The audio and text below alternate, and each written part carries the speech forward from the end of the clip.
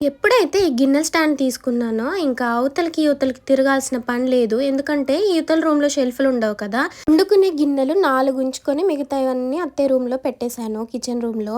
ఇంకా అప్పుడప్పుడు ఎక్కువ గిన్నెలు అవసరపడ్డప్పుడు ఊరికే అవతలకి, ఇవతలకి తిరుగుతా ఉండేదాన్ని. కానీ, ఈ గిన్నెల స్టాండ్ వచ్చిన దగ్గర నుంచి కావాల్సిన ప్లేట్లు, గ్లాసులు, తినే కంచాలు ఇవన్నీ కూడా నా దగ్గరే పెట్టుకుంటున్నాను. మాదైతే చాలా చిన్న రూమ్స్ అండి.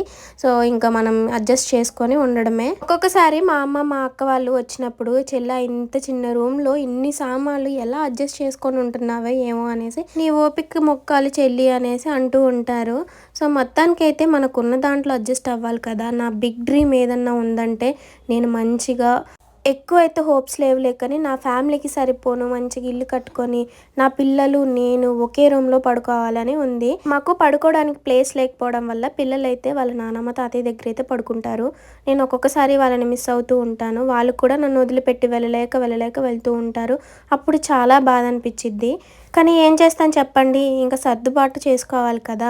సో, మొత్తానికైతే ఈ గిన్నెల స్టాండ్ నాకు మంచి మేలే చేసిందని చెప్తున్నాను.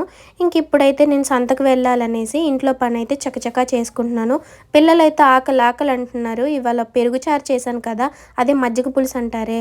చాలా నచ్చిందంట పిల్లలకి. చాలా ఇష్టంగా తింటున్నారు. ఇంకా రేపటికి కావాల్సిన పిల్లల లంచ్ బాక్సులు వెతుక్కోకుండా ఇప్పుడే అన్నీ సర్ది పెట్టుకుంటున్నాను.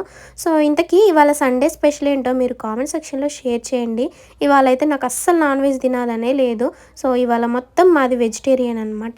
సో, ఇంకా చెప్పండి షేర్ చేసేసుకోండి ఓకేనా? నా లైఫ్‌లో పెద్ద డ్రీమ్ ఏదన్నా ఉందంటే ఇల్లు కట్టుకొని మంచిగా ఉండడమే. ఇంతకీ మీ డ్రీమ్ ఏంటో చెప్పండి. అలాగే వీడియో నచ్చితే లైక్ చేయండి.